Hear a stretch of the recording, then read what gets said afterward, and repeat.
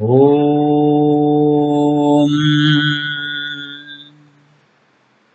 ಶ್ರೀಪಾದರಾಜಂ ಶರಣಂ ಪ್ರಪದ್ಯೆ.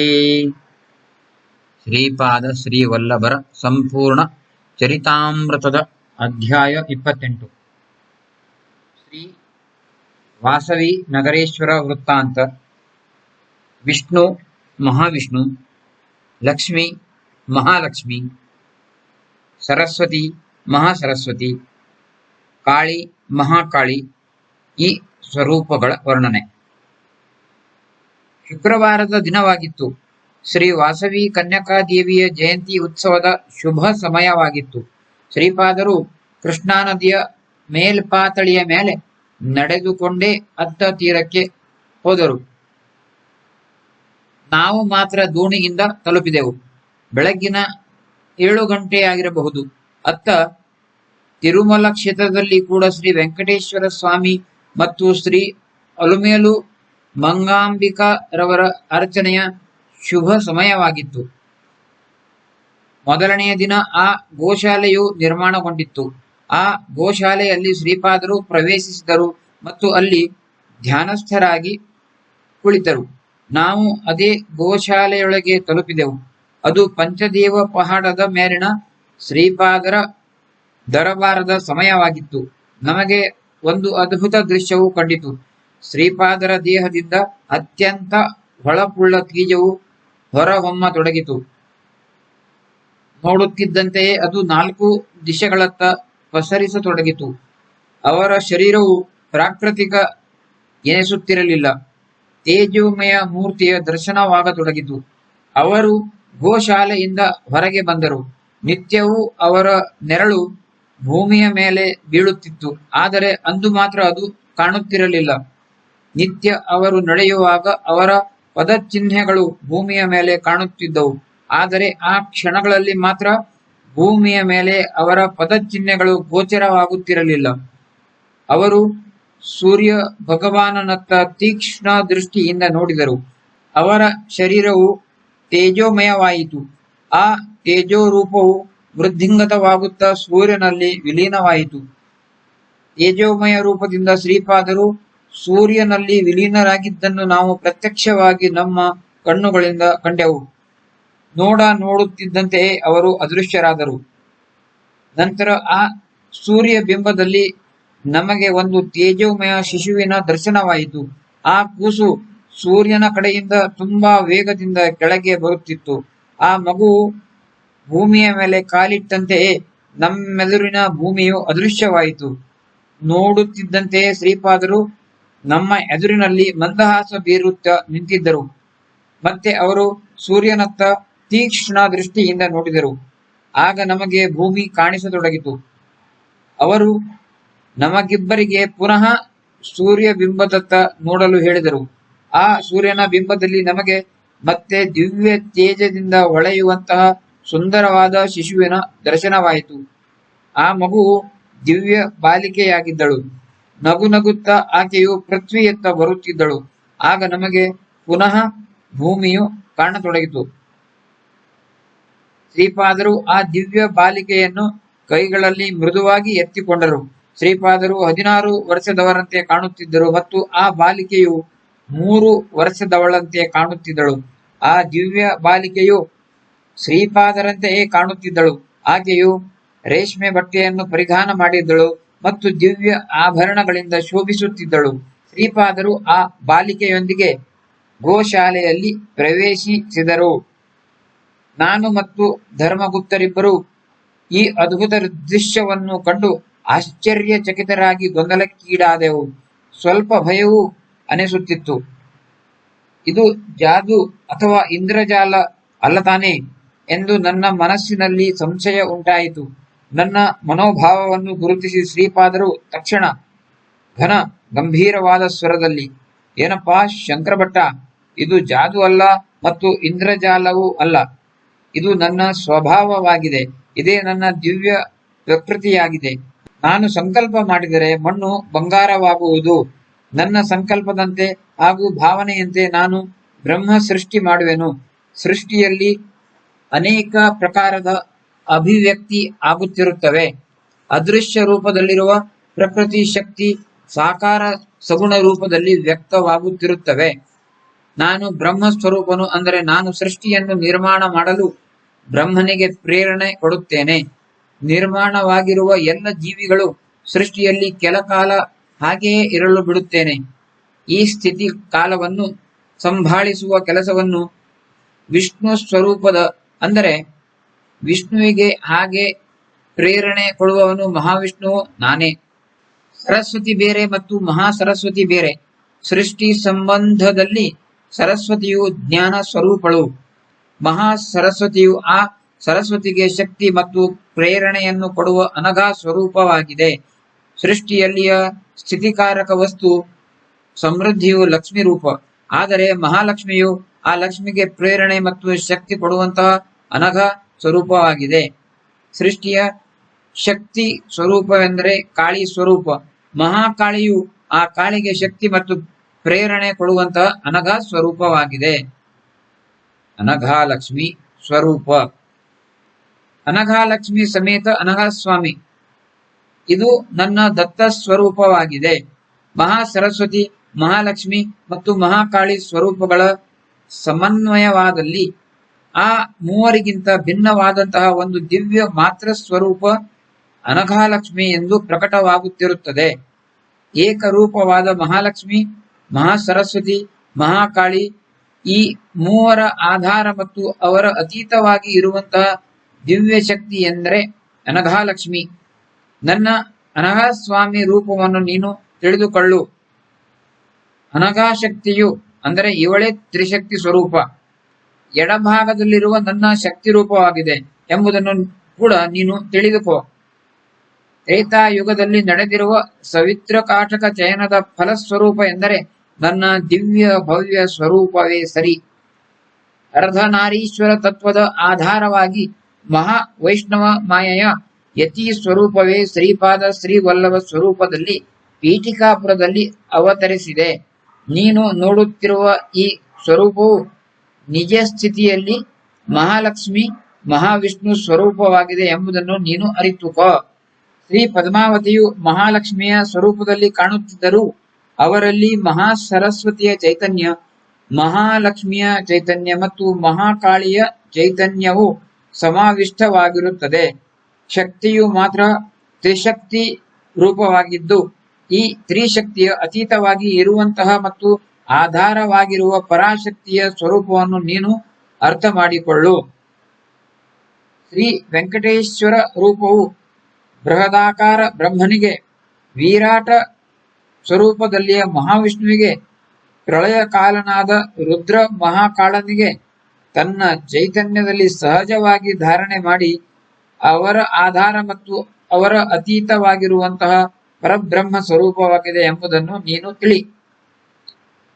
ಶ್ರೀಪಾದ ಶ್ರೀವಲ್ಲಭರು ಮಹಾವೈಷ್ಣವ ಮಾಯಾರೂಪದಲ್ಲಿ, ಶ್ರೀ ಪದ್ಮಾವತಿ ವೆಂಕಟೇಶ್ವರ ಅರ್ಧನಾರೀಶ್ವರ ರೂಪದಲ್ಲಿ ಇರುವರು ಎಂಬುದನ್ನು ಕೂಡ ನೀನು ತಿಳಿದುಕೊಳ್ಳು. ಅದಕ್ಕೆ ನಾನು, ಗುರು ಸಾರ್ವಭೌಮರೇ, ತಮ್ಮ ಜಯ ಜಯಕಾರವಿರಲಿ. ತಾವು ತಮ್ಮನ್ನು ಒಮ್ಮೆ ಪದ್ಮಾವತಿ ವೆಂಕಟೇಶ್ವರ ಎಂದು ಹೇಳುವಿರಿ ಮತ್ತು ಕೆಲವೊಮ್ಮೆ ಅನಘಾಲಕ್ಷ್ಮಿ ಸಮೇತ ಅನಘಾಸ್ವಾಮಿ ಎಂದು ಹೇಳುವಿರಿ. ನಾನು ಅತ್ಯಂತ ಮಂದಬುದ್ಧಿಯವನಾಗಿದ್ದೇನೆ. ನನಗೆ ಈ ನಿಮ್ಮ ತತ್ವದ ಲವಲೇಶವೂ ಗೊತ್ತಾಗುತ್ತಿಲ್ಲ. ನನ್ನ ಮೇಲೆ ಪ್ರಸನ್ನರಾಗಿ ಇದನ್ನು ಸವಿಸ್ತಾರವಾಗಿ ವಿವರಿಸಿ ನನ್ನ ಉದ್ಧಾರ ಮಾಡಿರಿ ಎಂದೆನು. ಶ್ರೀಪಾದರೇ ವೆಂಕಟೇಶ್ವರರು. ಅದಕ್ಕೆ ಶ್ರೀಪಾದರು, ಮಕ್ಕಳಿರ, ನನ್ನ ಕಲೆಗಳು ಅನಂತವಾಗಿವೆ. ನನ್ನ ದಿವ್ಯ ತತ್ವವು ಅನೇಕ ಪ್ರಕಾರದಲ್ಲಿ ವ್ಯಕ್ತವಾಗುವಂತಹ ಸ್ವಭಾವವುಳ್ಳದ್ದು. ಮಹಾಲಕ್ಷ್ಮಿ ಮತ್ತು ಪದ್ಮಾವತಿ ಮೂಲತಃ ಒಂದೇ ತತ್ವವಾಗಿದ್ದು ಅದರ ಪ್ರಭುತ್ವವುಳ್ಳ ಮಹಾವಿಷ್ಣುವಿನ ಸ್ವರೂಪವು ನನ್ನೊಳಗಿನ ಪ್ರಭುತ್ವದೊಳಗಿಂದಲೇ ಪ್ರಕಟವಾಗುತ್ತದೆ. ಆಕೆಯು ಪದ್ಮಾವತಿ ತತ್ವವನ್ನು ಸ್ವೀಕರಿಸಿದರೆ ನಾನು ನನ್ನೊಳಗಿಂದ ವೆಂಕಟೇಶ್ವರ ಪ್ರಭುತತ್ವ ಪ್ರಕಟಗೊಳಿಸುತ್ತೇನೆ. ಸಗುಣ ಸಾಕಾರ ತತ್ವ ಪ್ರಕಟವಾದ ನಂತರ ಅದಕ್ಕೆ ಅದೇ ಪ್ರಕಾರವಾಗಿ ಲೋಕಾಚಾರ, ಲೋಕ ವ್ಯವಹಾರದ ಮರ್ಯಾದೆಗಳನ್ನು ಪಾಲಿಸಬೇಕಾಗುತ್ತದೆ. ನನ್ನ ದಿವ್ಯ ಸಹೋದರಿಯಾದ ಮಹಾಶಕ್ತಿಯು ಕೃಷ್ಣಾವತಾರದ ಸಮಯದಲ್ಲಿ ಯೋಗ ಮಾಯೆಯ ರೂಪವನ್ನು ಧರಿಸಿ ಅಂತರಿಕ್ಷದಲ್ಲಿ ಸ್ಫುಟಿಸಿದ್ದರು. ಮಹಾ ತಪಸ್ಸಂಪನ್ನ ಯೋಗಿಗಳು, ಮಹರ್ಷಿಗಳು ಮತ್ತು ವೈಶ್ಯ ಮುನಿಗಳು ತಮ್ಮ ಘೋರ ತಪಸ್ಸಿನಿಂದ ಆಕೆಗೆ ವಾಸವಿ ಕನ್ಯಕಾ ರೂಪದಲ್ಲಿ ಪ್ರಕಟಿಸಿದರು. ಕೆಲವೊಂದು ವಿಶೇಷ ಕಾರಣಗಳಿಂದಾಗಿ ನಾನು ಇಲ್ಲಿ ಪೀಠಿಕಾಪುರದಲ್ಲಿ ಅವತರಿಸಬೇಕಾಯಿತು. ಇನ್ನೂ ಮುಂದೆ ಏನೇನು ಸಂಭವಿಸುವುದು ಎಂಬುದನ್ನು ನೀನು ಪ್ರತ್ಯಕ್ಷವಾಗಿ ನೋಡು. ನನ್ನ ಅವತಾರ ತತ್ವವು ಈ ದಿವ್ಯ ವಿನೋದಭರಿತ ಲೀಲೆಗಳ ವಿಶೇಷದಿಂದ ನಿನಗೆ ಖಂಡಿತವಾಗಿ ಗೊತ್ತಾಗುವುದು. ಮಗು ಶಂಕರಭಟ್ಟನೇ, ಚರಿತಾಮೃತವನ್ನು ಹೇಗೆ ಇದೆಯೋ ಹಾಗೆಯೇ ಬರೆಯಬೇಕು. ಅದು ಭವಿಷ್ಯದಲ್ಲಿಯ ಮುಂದಿನ ಪೀಳಿಗೆಗೆ ಸ್ಫೂರ್ತಿದಾಯಕವಾಗುವುದು. ಅನೇಕ ಸಂಶಯಗಳ ನಿವಾರಣೆಯಾಗುವುದು. ಹೊಸ ಶಕ್ತಿ, ಭಕ್ತಿ ಮತ್ತು ಉತ್ಸಾಹ ಆಸ್ತಿಕರಲ್ಲಿ ಅಷ್ಟೇ ಅಲ್ಲದೆ ನಾಸ್ತಿಕರಲ್ಲಿ ಕೂಡ ಜಾಗೃತಗೊಳ್ಳುವುದು ಅಂದರು. ನಾವಿಬ್ಬರು ದಿಗ್ಭ್ರಾಂತರಾಗಿ ನೋಡುತ್ತಿರುವಾಗಲೇ ಶ್ರೀಪಾದ ಶ್ರೀವಲ್ಲಭರು ದಿವ್ಯ ತೇಜೋ ರೂಪ ಧಾರಣೆ ಮಾಡಿದರು ಮತ್ತು ಶ್ರೀ ಪದ್ಮಾವತಿ ವೆಂಕಟೇಶ್ವರರ ಅಂದರೆ ಬಾಲಾಜಿ ರೂಪದಲ್ಲಿ ಪ್ರಕಟಗೊಂಡರು.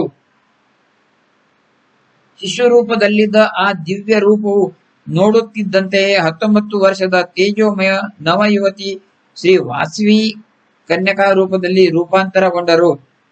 ನಮ್ಮೆದುರಿನಲ್ಲಿಯೇ ಗೋಶಾಲೆಯು ಅದೃಶ್ಯವಾಗಿ ಹೊಳೆಯುವಂತಹ ದಿವ್ಯ ತೇಜ ಪುಂಜವು ಅತ್ಯಂತ ವೇಗದಲ್ಲಿ ಸಮ್ಮಿಲಿತವಾಗಿ ದಿವ್ಯ ಭವ್ಯ ದರ್ಶನವಾಯಿತು. ನಮ್ಮ ದೃಷ್ಟಿಯ ಎದುರಿನಲ್ಲಿಯೇ ಆ ದೈದೀಪ್ಯಮಾನವಾದ ದರ್ಶನವೂ ಆಯಿತು. ಎಲ್ಲ ದಾಸದಾಸಿಯರು, ಸೇವಕ ಪರಿವಾರದವರು ಪ್ರಕಟಗೊಂಡರು.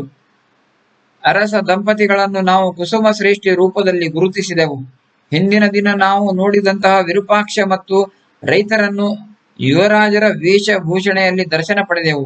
ಅವರು ನನಗೆ ಕೇಳಿದರು, ಸ್ವಾಮಿ, ಭಿಕ್ಷೆಯಲ್ಲಿ ವೀರ ಭಿಕ್ಷೆ ಎಂದರೆ ಏನು? ನನಗೆ ಗೊತ್ತಿಲ್ಲವೆಂದು ಹೇಳಿದನು. ಶ್ರೀ ವೆಂಕಟೇಶ ರೂಪದಲ್ಲಿದ್ದ ಮಹಾಪ್ರಭುಗಳು, ಮಗು ಶಂಕರಭಟ್ಟ, ನೋಡಿದೆಯಲ್ಲ, ಸಗುಣ ಸಾಕಾರದಲ್ಲಿಯ ಮರ್ಯಾದೆಯನ್ನು, ಸಂಪ್ರದಾಯವನ್ನು ಖಂಡಿತವಾಗಿ ಪಾಲಿಸಬೇಕು. ಕ್ರಮಶಃ ಇದೆಲ್ಲವೂ ನಿನಗೆ ಲಕ್ಷ್ಯಕ್ಕೆ ಬರುವುದು ಅಂದರು. ಅತ್ಯಂತ ದೊಡ್ಡ ಪ್ರಮಾಣದಲ್ಲಿ ಗುಡುಗು ಮಿಂಚುಗಳ ಸದ್ದು ಆಗಿ ಶ್ರೀ ವಾಸವಿ ಕನ್ಯಕೆಯ ಅವತರಣವಾಯಿತು. ಇನ್ನೇನು ಪ್ರಳಯವಾಗುತ್ತದೆ ಎಂದು ಹೆದರಿಕೆ ಉಂಟಾಯಿತು. ಆದರೆ ಅಷ್ಟರಲ್ಲಿ ಪ್ರಕೃತಿ ಶಕ್ತಿಯು ಶಾಂತವಾಗಿ ಶ್ರೀ ವಾಸವಿ ರೂಪದಿಂದ ಶ್ರೀ ವಾಸವಿ ದೇವಿ ಮತ್ತು ಶ್ರೀ ನಗರೇಶ್ವರರ ಆವಿರ್ಭಾವವಾಯಿತು. ನಂತರ ವೈಶ್ಯ ಮುನಿಗಳು ಅವತರಿಸಿದರು. ಜೋಡಿಯ ರೂಪದಲ್ಲಿ ವೈಶ್ಯ ದಂಪತಿಗಳು ಅವತರಿಸಿದರು. ಶ್ರೀ ವಾಸವಿ ಕನ್ಯಕೆಯ ವಾಸಸ್ಥಾನವಾದಂತಹ ಬೃಹತ್ ಶಿಲಾನಗರದಲ್ಲಿಯ ಅರಮನೆಯನ್ನು ಅವರು ನೋಡುತ್ತಿರುವಂತೆ ಅನಿಸಿತು. ಶ್ರೀ ವೆಂಕಟೇಶ್ವರ ಮಹಾಪ್ರಭುಗಳು, ಮಗು ಶಂಕರಭಟ್ಟನೆ, ನೀನು ಈಗ ನೋಡುತ್ತಿರುವ ವೈಶ್ಯ ದಂಪತಿಗಳು ಮತ್ತು ಮುನಿಗಳು ಅಗ್ನಿ ಪ್ರವೇಶ ಮಾಡಿದಂತಹವರು. ಒಟ್ಟು 101 ಗೋತ್ರದ ವೈಶ್ಯ ಮುನಿಗಳು ಇರುವರು ಅಂದರು.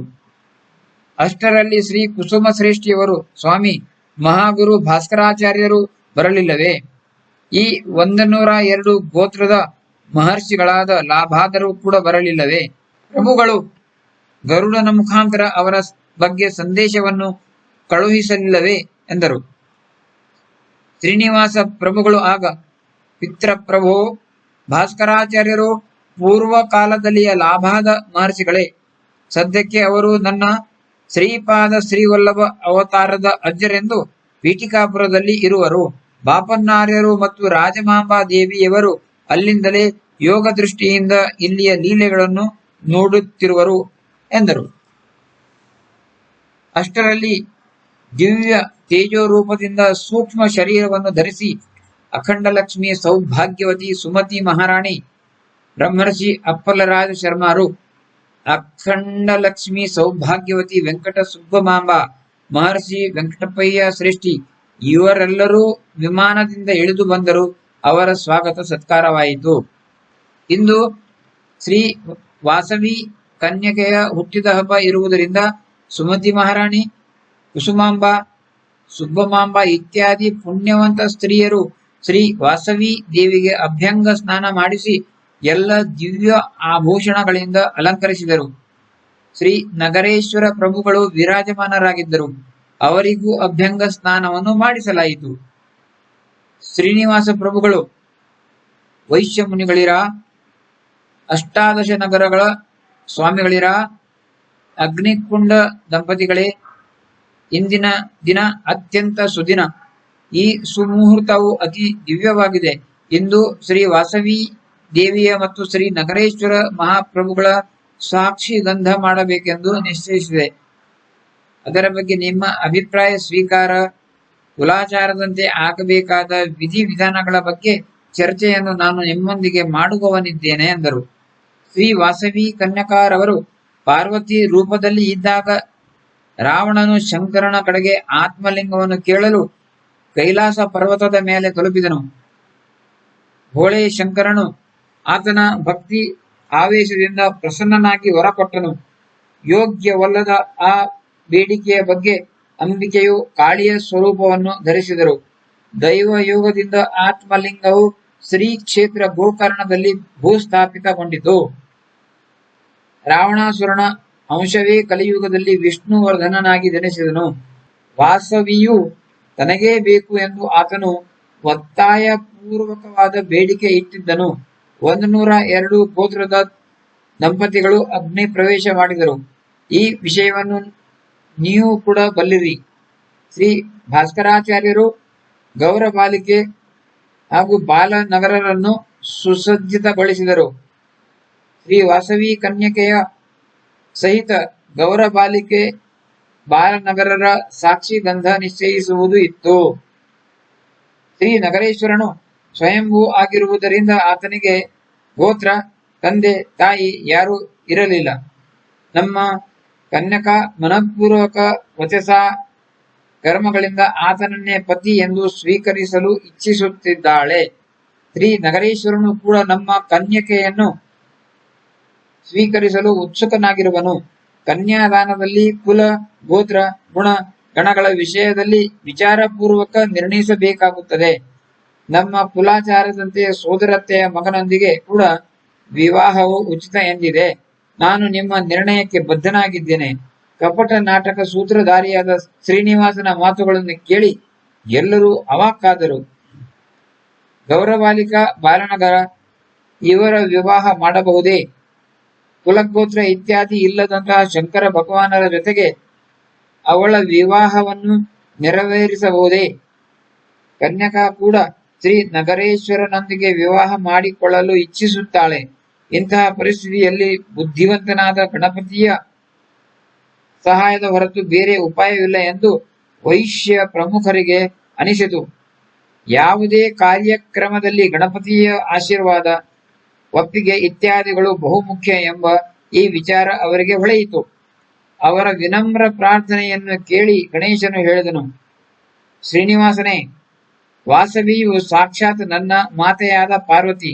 ಆದುದರಿಂದ ಶ್ರೀ ವಾಸವಿಯ ಮದುವೆಯನ್ನು ಶ್ರೀ ನಗರೇಶ್ವರನೊಂದಿಗೆ ಮಾಡುವುದರೊಳಗೆ ಏನೂ ತಪ್ಪು ಇಲ್ಲ. ಅದಕ್ಕೆ ಶ್ರೀನಿವಾಸನು, ಮಗು ಗಣೇಶನೇ, ನೀನು ಇನ್ನೂ ಚಿಕ್ಕವನಿದ್ದೀಯ. ಧರ್ಮ ಮತ್ತು ಧರ್ಮ ಸೂಕ್ಷ್ಮವನ್ನು ತಿಳಿದು ಪರೀಕ್ಷಿಸಿ ನಿರ್ಧರಿಸಬೇಕು. ನೀನು ಗಣಾಧ್ಯಕ್ಷ ಅಲ್ಲವೇ? 33 ಕೋಟಿ ದೇವತೆಗಳ ಅಗ್ರಜ, ಪ್ರವೃತ್ತಿ ನಿವೃತ್ತಿ ಗುಣಗಳ ಅಧಿಪತಿ. ಆದುದರಿಂದ ನಿನ್ನ ಆಜ್ಞೆಯ ಹೊರತು ಯಾವುದೇ ಮದುವೆಯು ಧರ್ಮ ಸಮ್ಮತವಾಗುವುದಿಲ್ಲ. ಪಾರ್ವತಿಯ ವಿವಾಹದ ಸಮಯದಲ್ಲಿ ನೀನು ಜನಿಸಿರಲಿಲ್ಲ. ಹಾಗಾದರೆ ಪಾರ್ವತಿ ವಿವಾಹವು ಧರ್ಮ ಸಮ್ಮತವಾಗುವುದಿಲ್ಲ ಅಲ್ಲವೇ? ವೈಶ್ಯ ಪ್ರಮುಖರೆಲ್ಲರೂ ಚಕಿತರಾದರು. ಶ್ರೀ ವಾಸವಿಯ ವಿಷಯವನ್ನು ಬಿಡಿ, ಪಾರ್ವತಿ ವಿವಾಹವೇ ಮಾನ್ಯವಿಲ್ಲ ಎಂಬ ಶ್ರೀನಿವಾಸ ಪ್ರಭುಗಳ ಹೇಳಿಕೆಯನ್ನು ಕೇಳಿ ಅವರಿಗೆ ಏನೂ ತಿಳಿಯದಂತಾಯಿತು. ಅದಕ್ಕೆ ಗಣಪತಿ ಹೇಳಿದರು, ನಾಟಕವಾಡುತ್ತಿರುವ ಮಾವನೇ, ನಾನು ನಿನ್ನ ಕಪಟವನ್ನು ಬಲ್ಲೆನು. ನನ್ನ ತಾಯಿ ತಂದೆಯವರ ವಿವಾಹವು ಆಗಬಾರದೆಂದು ನಿನ್ನ ಸಂಕಲ್ಪವೆನಿಸುತ್ತದೆ. ವರ ಪಕ್ಷದವರು ಹೇರಳವಾಗಿ ದಕ್ಷಿಣೆಯನ್ನು, ವಿಶೇಷ ಅನ್ನದಾನ, ವೈಭವೋಪೇತವಾಗಿ ಖರ್ಚು ಮಾಡಬೇಕಾಗುತ್ತದೆ. ನನ್ನ ತಂದೆಯವರು ನಿರ್ಧನರು ಎಂದು ನೀವು ಉಪಹಾಸ ಮಾಡುತ್ತಿದ್ದೀರಿ ಅಲ್ಲವೇ? ನಿಮ್ಮ ಹೇಳಿಕೆ ನನಗೆ ಸುತರಾಂ ಮಾನ್ಯವಿಲ್ಲ.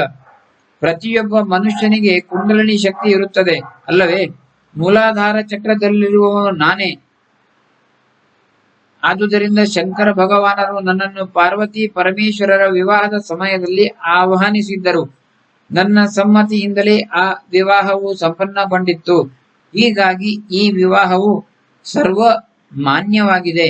ನನ್ನ ಅವತರಣವು ಭೌತಿಕ ಜಗತ್ತಿನಲ್ಲಿ ಆಗಿರಲಿಲ್ಲ, ಆದರೆ ಸಮಸ್ತ ಯೋನಿಗಳಲ್ಲಿಯ ಮೂಲಾಧಾರವು ನನ್ನದೇ ಆಧಾರವಾಗಿದೆ. ಪೂರ್ವ ಜನ್ಮದಲ್ಲಿ ಲಾಭಾದ ಮಹರ್ಷಿಗಳು ನನ್ನ ಪುತ್ರನಾಗಿದ್ದನು. ಆತನ ಗೋತ್ರವು 102 ಗೋತ್ರಗಳೊಳಗಿನ ಗೋತ್ರವಲ್ಲವೇ? ಗಣಪತಿ ಕುಲದ ಧನಗುಪ್ತ ಧನಲಕ್ಷ್ಮಿ ದಂಪತಿಗಳ ಅಗ್ನಿ ಕುಂಡದಲ್ಲಿ ಪ್ರವೇಶದಿಂದಾಗಿ ಅವರ ವಂಶವು ನಿರ್ವಂಶ ಆಯಿತಲ್ಲ. ಆದುದರಿಂದ ನಾನು ಪುತ್ರ ರೂಪದಲ್ಲಿ ಲಾಭಾದಿ ಮಹರ್ಷಿಗಳನ್ನು ಆಹ್ವಾನಿಸಿದನು. ಅದಕ್ಕಾಗಿ ನಮ್ಮ ಗೋತ್ರಕ್ಕೆ ಲಾಭಾದಿ ಎಂದು ಹೆಸರು ಬಂದಿತು. ಆದುದರಿಂದಲೇ ನನ್ನ ತಾಯಿ ತಂದೆಯವರ ಅಂದರೆ ಪರಮಶಿವನ ಗೋತ್ರ ಕೂಡ ಲಾಭಾದಿ ಗೋತ್ರ. ಈ ಲಾಭಾದಿ ಗೋತ್ರವು 102 ಗೋತ್ರಗಳೊಳಗಿನ ಒಂದು ಗೋತ್ರ ಅಲ್ಲವೇ? ಹೀಗಾಗಿ ನಗರೇಶ್ವರರು ಕೂಡ ಆರ್ಯ ವೈಶ್ಯರು. ನೀನು ವಾಸವಿ ಮಾತೆಯ ಸಹೋದರ ಎಂದು ಹೇಳುವಿಯಲ್ಲ. ಸದ್ಯಕ್ಕೆ ಲಾಭಾದಿ ಮಹರ್ಷಿಗಳು ಬಾಪನ್ನಾರ್ಯರ ರೂಪದಲ್ಲಿ ಅವತರಿಸಿರುವರು ಅಲ್ಲವೇ? ನೀನು ನಿನ್ನ ತಾತನ ಪರವಾನಗಿಯನ್ನು ಪಡೆದು ನಗರೇಶ್ವರನ ಜನ್ಮವು ಲಾಭಾದಿ ಗೋತ್ರದಲ್ಲಿ ಆಗಿದೆ ಎಂದು ಸ್ವೀಕರಿಸಬಲ್ಲೆಯಾ? ಇದರ ಬಗ್ಗೆ ನೀನು ಅವರಿಗೆ ಕೇಳು. ಆಗ ಆ ಸೋದರತೆಯ ಮಗನ ಜೊತೆಯ ಬಂಧನವನ್ನು ನಾವು ಮಾನ್ಯ ಮಾಡಬಹುದು. ಪ್ರಭಾತ ಗೋತ್ರದಲ್ಲಿ ಜನಿಸಿದ ಕುಸುಮ ಶ್ರೇಷ್ಠಿಯ ನೆಂಟಸ್ತಿಕೆಯು ಲಾಭಾದಿ ಗೋತ್ರದಲ್ಲಿ ಹುಟ್ಟುವವರೊಂದಿಗೆ ಇರುತ್ತದೆ. ಅವರು ಅವರ ಸೋದರ ಮಾವರಾಗುತ್ತಾರೆ. ನೀನು ಇಂತಹ ಅಡೆತಡೆಗಳನ್ನು ತರುವಿ ಎಂಬ ದೃಷ್ಟಿಯಿಂದಲೇ ನಾನು ಇದನ್ನು ಹೇಳುತ್ತಿದ್ದೇನೆ. ಧನಲಕ್ಷ್ಮಿ ಮತ್ತು ಧನಗುಪ್ತರು ಅಗ್ನಿಕುಂಡದಲ್ಲಿ ಪ್ರವೇಶ ಮಾಡುವಂತೆ ಮಾಡಿ ಅವರ ವಂಶವನ್ನು ನಿರ್ವಂಶ ಮಾಡಿರುವಿ. ನಾನು ನಗರೇಶ್ವರನಿಗೆ ಆ ಗೋತ್ರವನ್ನು ಪ್ರದಾನ ಮಾಡಬಲ್ಲೆನು. ಇಂದಿನಿಂದ ಇನ್ನೊಂದು ವರದಾನವನ್ನು ಕೊಡುತ್ತೇನೆ. ಲಕ್ಷ್ಮಿಯು ಪ್ರಸನ್ನಗೊಳ್ಳಲು ಲಕ್ಷ್ಮೀಪತಿ ಎಂದು ನಿನ್ನ ಪೂಜೆಯನ್ನು ಮಾಡಲಾಗುವುದು. ಇಂದಿನಿಂದ ಶಿವಾರಾಧನೆ ಮಾಡುವವರಿಗೆ, ಈಶ್ವರಾಭಿಷೇಕ ಮಾಡುವವರಿಗೆ ನಿರಂತರವಾಗಿ ಲಕ್ಷ್ಮಿಯ ಕಟಾಕ್ಷವು ಪ್ರಾಪ್ತಿಯಾಗುವುದು. ಐಶ್ವರ್ಯ ಈಶ್ವರಾಧೀಚ್ಛೇತ ಎಂಬ ಗಾದೆಯು ದಿಗಂತ ವ್ಯಾಪ್ತವಾಗುವುದು. ಶನಿ ಪ್ರದೋಷದ ಕಾಲದಲ್ಲಿ ಶಿವಾರಾಧನೆಯನ್ನು ಮಾಡುವವರಿಗೆ ಇಹ ಪರ ಸುಖವು ಲಭಿಸಲಿ ಎಂದರು. ಶ್ರೀನಿವಾಸರು ವೈಶ್ಯ ಪ್ರಮುಖರ ಅಭಿಪ್ರಾಯವನ್ನು ಪಡೆದರು. ಎಲ್ಲರೂ ಗಣಪತಿಯ ವಾಣಿಯನ್ನೇ ಮಾನ್ಯ ಮಾಡುತ್ತೇವೆ ಎಂದು ಮುಕ್ತ ಕಂಠದಿಂದ ನಿಶ್ಚಯಿಸಿದರು. ಪ್ರಭಾತ ಮಹರ್ಷಿಯ ಕುಲದಲ್ಲಿ ಜನಿಸಿದ ನಗರೇಶ್ವರನ ವಿವಾಹವನ್ನು ಸಂಪನ್ನ ಮಾಡಬೇಕೆಂದು ನಿರ್ಧರಿಸಿ ಸಾಕ್ಷಿಗಂಧ ಮಹೋತ್ಸವವು ಸಂಪನ್ನವಾಯಿತು. ರಾತ್ರಿ ಕೂಡ ಮೇಜವಾನಿ ಊಟದ ವ್ಯವಸ್ಥೆ ಆಯಿತು. ನೃತ್ಯ, ಗಾಯನ, ಅಪ್ಸರಾಂಗನ ನೃತ್ಯಾದಿಗಳಿಂದ ವಾತಾವರಣವು ಅತ್ಯಂತ ಹರ್ಷೋಲ್ಲಾಸದಿಂದ ತುಂಬಿತು. ಶ್ರೀ ವಾಸವಿ ಮಾತೆಯು 102 ಗೋತ್ರಗಳ ಲೆಕ್ಕಾಚಾರವು ನಿಖರವಾಗಿ 102 ಗೋತ್ರಗಳೇ. ಲಾಭಾದಿ ಮಹರ್ಷಿಗಳ ಗೋತ್ರವು ಇಲ್ಲ ಎಂದು ನೀವು ತಿಳಿಯುವುದು ತಪ್ಪಾಗುವುದು. 102ನೆಯ ಗೋತ್ರವು ನಿರ್ವಂಶವಾಗುವ ಪ್ರಧಾನ ಕಾರಣದಿಂದಾಗಿ ಆ ಗೋತ್ರವು ಶ್ರೀ ನಗರೇಶ್ವರ ಮಹಾಪ್ರಭುಗಳಿಗೆ ಪ್ರಾಪ್ತಿಯಾಗಬೇಕು. ಹೀಗಾಗಿ ನನ್ನ ಜನ್ಮವು ಪ್ರಭಾತ ಗೋತ್ರದಲ್ಲಿ ಮತ್ತು ಶ್ರೀ ನಗರೇಶ್ವರ ಮಹಾದೇವರ ಗೋತ್ರವು ಲಾಭಾದಿ ಗೋತ್ರವೆಂದು ಮಾನ್ಯವಾಗಲಿ. ಎಲ್ಲ ವೈಶ್ಯರು ಸದಾಕಾಲ ಲಾಭಾದಿ ಮಹರ್ಷಿಗಳ ಸ್ಮರಣೆಯನ್ನು ಮಾಡಲಿ. ಹಾಗೆಯೇ ಶ್ರೀ ನಗರೇಶ್ವರ ಮಹಾಪ್ರಭುಗಳ ಸೇವೆಯನ್ನು ಮಾಡಲಿ. ನಾನು ಕನ್ಯಕಾ ರೂಪದಲ್ಲಿ ಇದ್ದರೂ ಅಣುಗಳಲ್ಲಿ ನನ್ನ ಸ್ವಾಮಿಯ ಅಸ್ತಿತ್ವವನ್ನು ತಿಳಿಯಬೇಕು. ನಾನು ಶ್ರೀ ನಗರೇಶ್ವರನೊಳಗೆ ಪ್ರತ್ಯಾಣು ರೂಪದಿಂದ ಇರುವೆನು ಎಂಬುದನ್ನು ಗಮನದಲ್ಲಿ ಇಟ್ಟುಕೊಳ್ಳಬೇಕು. ನನ್ನ ಆರಾಧನೆಯನ್ನು ಮಾಡಿ ಶ್ರೀ ನಗರೇಶ್ವರನ ಆರಾಧನೆಯನ್ನು ಮಾಡದೆ ಅಥವಾ ಶ್ರೀ ನಗರೇಶ್ವರರ ಆರಾಧನೆಯನ್ನು ಮಾಡಿ ನನ್ನ ಆರಾಧನೆಯನ್ನು ಮಾಡದಿದ್ದರೆ ಫಲವು ಪ್ರಾಪ್ತಿಯಾಗದು ಎಂಬುದನ್ನು ಲಕ್ಷ್ಯದಲ್ಲಿ ಇಡಬೇಕು. ನನ್ನ ಕನ್ಯಕಾ ರೂಪವು 18 ವರ್ಷದ್ದು ಮಾತ್ರ. ಅಂದರೆ ಅದರ ಮೊದಲು ನಾನು ಪರಮೇಶ್ವರಿಯೇ ಮತ್ತು ಅದರ ನಂತರ ಕೂಡ ಪರಮೇಶ್ವರಿಯೇ ಆಗಿರುವೆನು. ನನ್ನನ್ನು ನೀವು ಕನ್ಯಕಾ ಎಂದು ಕಂಡರೆ ನಾನು ನಿಮಗೆ ಕನ್ಯಕಾ ರೂಪದಲ್ಲಿಯೇ ಅನುಭೂತಿ ಕೊಡುವೆನು. ಪರಮೇಶ್ವರಿ ಎಂಬ ಭಾವನೆಯಿಂದ ಭಜಿಸಿದರೆ ನಾನು ನಿಮಗೆ ಮಂಗಲ ರೂಪಿಣಿ ರೂಪದಲ್ಲಿ ದರ್ಶನ ಕೊಡುವೆನು ಎಂದು ಹೇಳಿದರು. ತಿರುಪತಿಯಲ್ಲಿಯ ಮೂರ್ತಿಗೆ ಬಾಲ ತ್ರಿಪುರ ಸುಂದರಿ ಬಾಲಾಜಿ ಈಶ್ವರ ರೂಪದಲ್ಲಿ ಆರಾಧನೆ. ತಿರುಮಲದಲ್ಲಿಯ ಮೂರ್ತಿಯ ಪೂಜೆಯು ಬಾಲ ತ್ರಿಪುರ ಸುಂದರಿ ರೂಪದಲ್ಲಿ ಆಗುತ್ತಿತ್ತು. ಕಾಲಾಂತರದಲ್ಲಿ ಈಶ್ವರ ರೂಪದಲ್ಲಿ ಹಾಗೂ ನಂತರ ಮಹಾವಿಷ್ಣುವಿನ ರೂಪದಲ್ಲಿ ಆರಾಧನೆ ಮಾಡತೊಡಗಿದರು. ತಿರುಮಲದ ಮೂರ್ತಿಯಲ್ಲಿಯ ಬಾಲ ತ್ರಿಪುರ ಸುಂದರಿ ನಾನೇ. ಈಶ್ವರ ರೂಪದಲ್ಲಿಯ ಶ್ರೀ ನಗರೇಶ್ವರ ಮಹಾಪ್ರಭು ಮತ್ತು ಮಹಾವಿಷ್ಣು ರೂಪದಲ್ಲಿಯ ನನ್ನ ಸಹೋದರರು ದತ್ತಪ್ರಭುವೇ ಆಗಿರುವರು. ಈ ಅಭಿನ್ನತ್ವದ ಲೌಕಿಕಕ್ಕಿಂತ ಚೈತನ್ಯ ರೂಪವನ್ನು ಅರಿತುಕೊಳ್ಳಬೇಕು. ಅದಕ್ಕೆ ಶ್ರೀನಿವಾಸ ಪ್ರಭುಗಳು ಅಂದರು, ಸಹೋದರಿ, ನಾನು ಪೀಠಿಕಾಪುರದಲ್ಲಿ ಶ್ರೀಪಾದ ಶ್ರೀವಲ್ಲಭ ರೂಪದಲ್ಲಿ ಇರುವೆನು. ನನ್ನ ಸಂಸ್ಥಾನದಲ್ಲಿ ನನ್ನ ತಂಗಿಯಾಗಿ ನೀನು ಇರಬೇಕು. ಆಗ ಅಂಬಿಕೆಯು, ಅಣ್ಣ, ನನಗೆ ಇದು ಮಾನ್ಯವಿದೆ. ಅದರ ಮೊದಲು ನೀನು ವೆಂಕಟೇಶ್ವರ ರೂಪದಲ್ಲಿ ಬೃಹತ್ ಶಿಲಾನಗರದಲ್ಲಿ ಕನ್ಯಕಾ ಪರಮೇಶ್ವರಿ ಮಹಾ ಸಂಸ್ಥಾನದಲ್ಲಿ ಬರಬೇಕು ಎಂದರು. ಕಪಟ ನಾಟಕ ಸೂತ್ರಧಾರಿಯು ಮಂದಹಾಸ್ಯ ಮಾಡುತ್ತಲಿದ್ದರು. ಈ ಬಗೆಯಲ್ಲಿ ದಿವ್ಯ ವೈಭವದಿಂದ ಶ್ರೀ ವಾಸವಿ ಜಯಂತಿಯು ಆಚರಿಸಲ್ಪಟ್ಟಿತು. ಮಾರನೆಯ ದಿನ ಆ ಸ್ಥಾನವು ಪುನಃ ಸಾಧಾರಣ ಗೋಶಾಲೆಯಂತೆ ಕಾಣುತ್ತಿತ್ತು. ನಾವು ಬೆಳಗಿನ ಜಾವದಲ್ಲಿ ಎಲ್ಲವನ್ನೂ ಸಂಪನ್ನಗೊಳಿಸಿ ಕುರವಪುರದತ್ತ ಪ್ರವಾಸ ಕೈಗೊಂಡೆವು. ಶ್ರೀಪಾದ ಶ್ರೀವಲ್ಲಭರ ಜಯ ಜಯಕಾರವಿರಲಿ. ಇಲ್ಲಿಗೆ ಅಧ್ಯಾಯ 28 ಸಂಪನ್ನವಾಯಿತು. ಫಲಶ್ರುತಿ: ವಿವಾಹ ಅನುಕೂಲ ಶೀಘ್ರವಾಗಲು. ಓಂ